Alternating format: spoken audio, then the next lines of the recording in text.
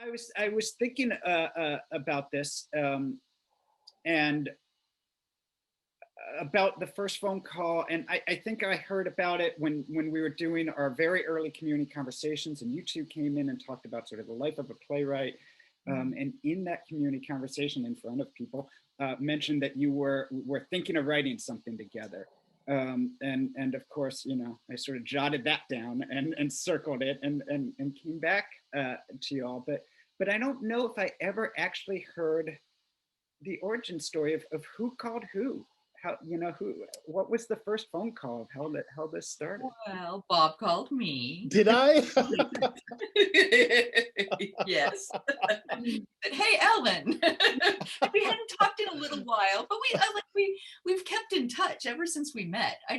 I do remember meeting you and having this immediate ease in talking with you that was surprising, because I'm a reasonably friendly person, I think, but there's some people who you just like fall into a deeper conversation about things that matter instantly, and it's like, oh, who are you? I want to talk with you more, because that's where playwrights, I think theater folks, like to live. And for me, well, quite frankly, it was when I saw the gunplay. I was like, what did I just see? I had I the same response when I saw it. I want to know that writer. And then, we met at the Kennedy Center in a little workshop. And and Alex has heard me say this before, and my students have heard me say this before, but I tend to like to be the dumbest person in the room. So I want to surround myself with really brilliant people. So I reached out to Ellen, and we had coffee and then kept talking and those sorts of things. And frankly, when I started after the Starbucks plan, I started thinking about ways to write for this particular form, to lean into the form and not just to videotape live performance. But the idea, and I'm always looking to, even though it hasn't happened, to write with colleagues and friends. And it hasn't happened very often, or to, I think, to this level of success, although we might be getting ahead of ourselves with that.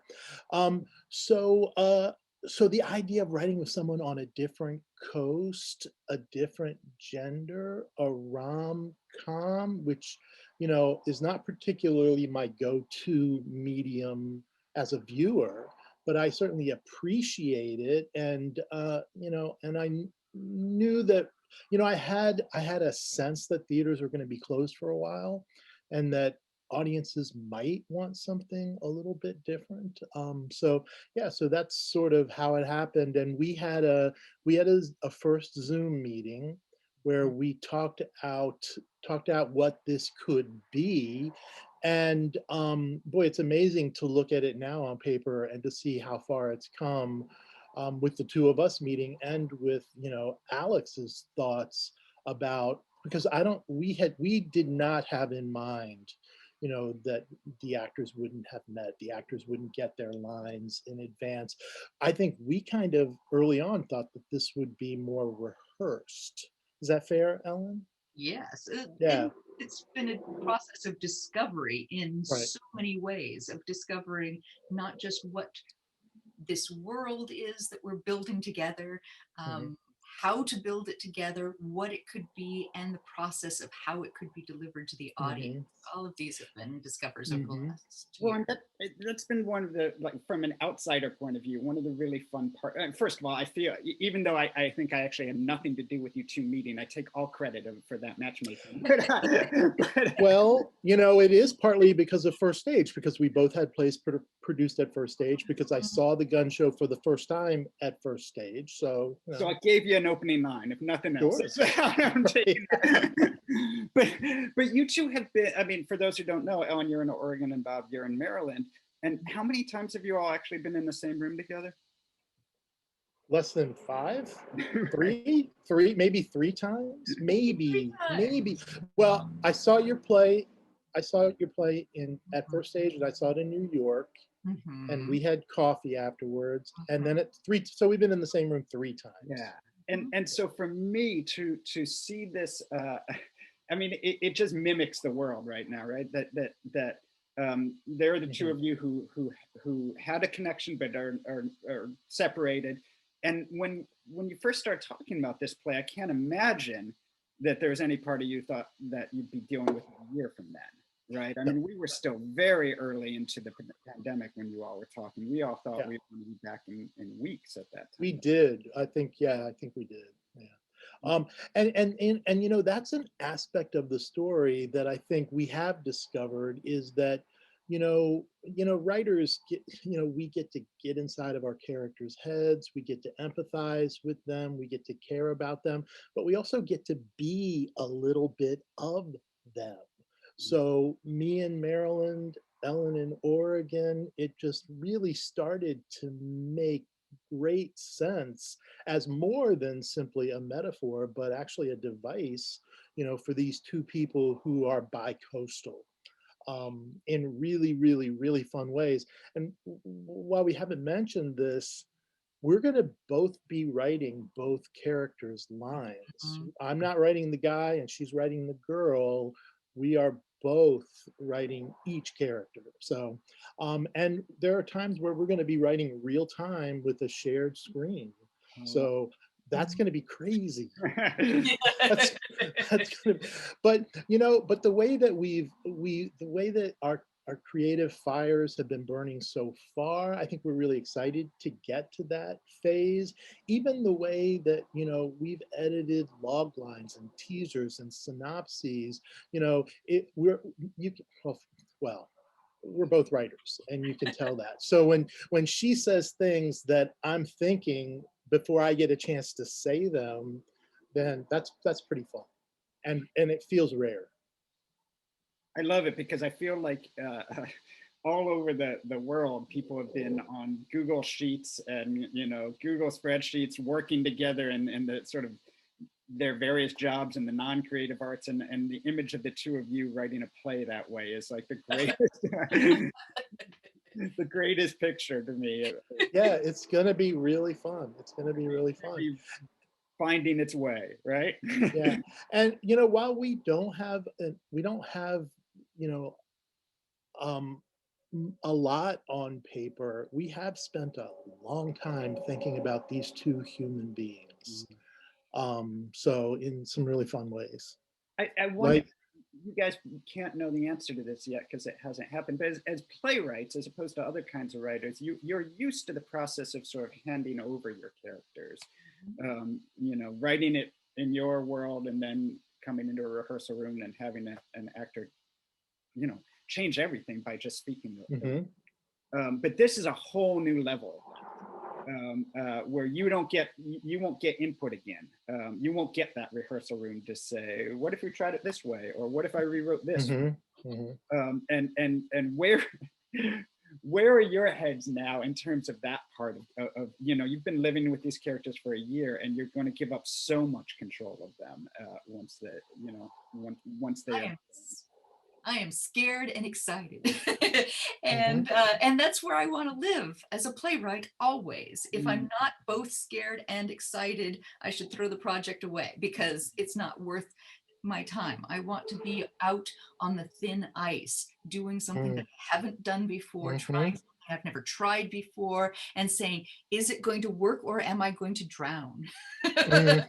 I mean, either one can happen. I can get across this beautiful sheet of ice, or I could fall into the freezing cold water. It's that level of risk taking is where playwrights want to be all the time. That's where I want to be, and that's why this is exciting. mm, And it's also, we get to be again, on the edge of collaboration. So theater is a collaborative art. We work with, I mean, our favorite, I don't want to speak for Ellen, but some of my favorite people are actors. So I love what they do. I can't do what they do. Mhm. So that they would take this blueprint and blow it up into something really real and human and beautiful. That it's when we tune in each week, that's going to be crazy exciting.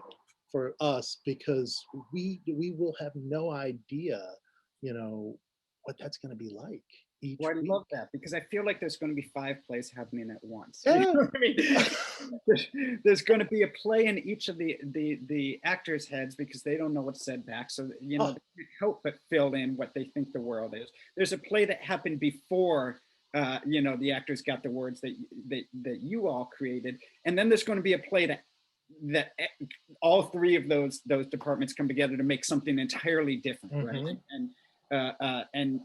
And then we go back and create 3 new plays, right, for the next year. Right. You know, and I think, you know, to go back to the word connection that we've used a few times, but it's a huge metaphor in this story and in our lives. You know, for the last year, we are craving connection as writers. We're craving connection as theater artists, as human beings. These characters are craving connection, even though maybe they don't realize it, and maybe we don't realize it either. So I love that because, you know, I'm just realizing that part of what's happened to me, at least during this pandemic, is this sense of there are multiple worlds happening at the same time.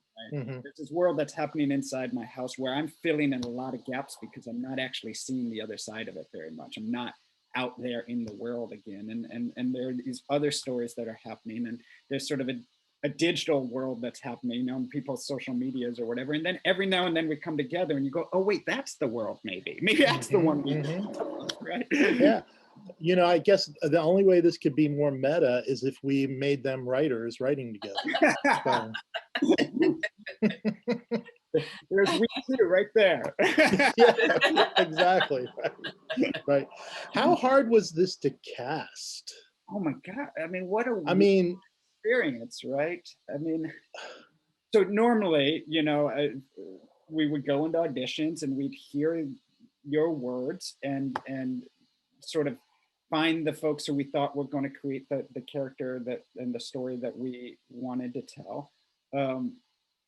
And here we go into it and I don't know the story we want to tell exactly, right? I don't know what that story is. I don't know the words that they're going to have to say, and I have an idea of who the characters are, but the idea is only the idea until it's brought to life. And so we need to cast in so many different ways, right? We needed people who we thought would be exciting together. We needed people who we thought would be brave and take big choices. We needed people who, when all else fails, we want to watch them. You know? And then we're going to discover what that means, right? But yeah, it's so hard to know what the right cast is. We're not exactly sure what we need. Although I'm super, without being, we're not allowed to talk about them yet, but I'm super excited about who they are. And I was saying what I didn't fully recognize until I started talking to actors about this project is that they will go through an entire, very intimate experience together without ever having the other person, right? Without ever saying, being in a rehearsal room, without ever talking about what happened, without ever making a plan, without ever getting to share with that person, which is so much a part of our world, right? Like we build these intimate relationships very quickly in the rehearsal rooms and on stage, and build trust with each other because of each other. And they're going to be robbed of that. Well, yes. Have they asked yet when they'll get their first pages? So like everything, I feel like they're understanding that everything is the next step, right? So they know what the next step is. And maybe we should talk about that. So the next step, you all are writing some information for the actors, right? Not lines, not right. but a little bit of background for the. Just a bit of a profile. Ellen, do you want to talk about that? Well, we were talking yesterday about giving them an idea of what they are more than who they are. Just some of the parameters, what their job is, what their family relationships are, where they live and what that's like. And so some of those details color in some of the details of their world without talking a lot about the interior yet, because we want that to be alive and discovered by each other in the moment. We also came up with questions for them because we want to hear how they talk with each other, how the cadences of their voices, a little bit more about them, because that's a gift of this weird process that we're creating, is that in some ways this is going to be crafted for them and around them as things come to life, as well as by us in the moment. So there's going to be some reciprocity in all of that. And they both live in really interesting, quirky communities. So they and we will be discovering that as we move from week to week. Yeah, and because those are stories that Ellen and I love. That's something that we share, and I think that many people, that's not just us, but yeah, and I think when sort of in general population we talk about an actor's work, we actually spend a lot of time focusing on what they do, but not the stuff where I think a lot of their work goes in, right? So we often hear about people by going and visiting hospitals or jails or whatever it is they're supposed to do. But actually, most of what an actor is doing is between the lines, usually. It's really about, what do these words mean? How do I say them? What story does it tell in the way in which I say them? I think in this case, at this point, it'll be fun because these actors are going to do the opposite. They won't have the words to study, so they probably will spend even more time imagining, researching, getting to know the kinds of places, the kinds of jobs, the kinds of things that these characters do, because that's all they've got. Right? So some of those things that I think are often overblown in an actor's research, I think are going to be a big part of where